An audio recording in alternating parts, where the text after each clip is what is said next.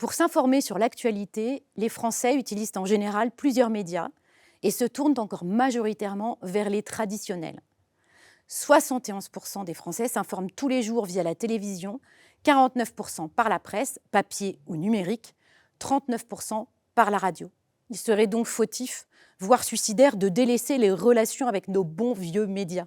Nous devons au contraire viser ces puissants outils d'influence pour informer, sensibiliser le grand public et transformer l'opinion.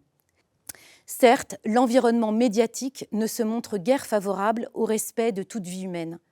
Mais ne nous résignons pas au silence pour autant.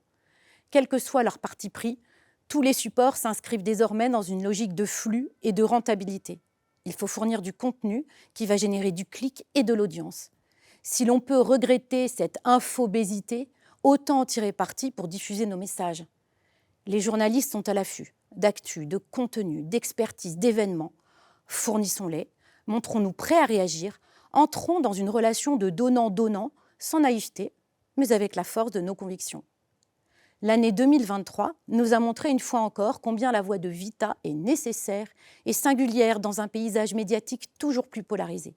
Indispensable, en effet, de regarder la réalité de l'avortement en face en révélant les pressions et les violences subies par trop de femmes pour avorter. Essentiel de marteler encore et toujours que l'interdit de tuer est le premier fondement de la vie en société et qu'une légalisation de l'euthanasie et du suicide assisté nous enfermerait dans une culture de rejet et d'auto-exclusion des plus fragiles.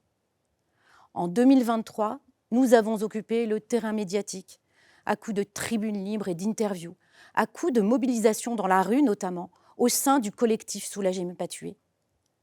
D'après le baromètre sur la confiance des Français dans les médias, 51% estiment que les médias n'ont pas assez parlé du débat sur la fin de vie et 54% pensent que la plupart du temps, il faut se méfier de ce que disent les médias sur les grands sujets d'actualité. À nous de les aider à relever le défi du pluralisme contre le moutonisme, du sérieux contre le sensationnalisme et de l'analyse contre la profusion des émotions et des peurs.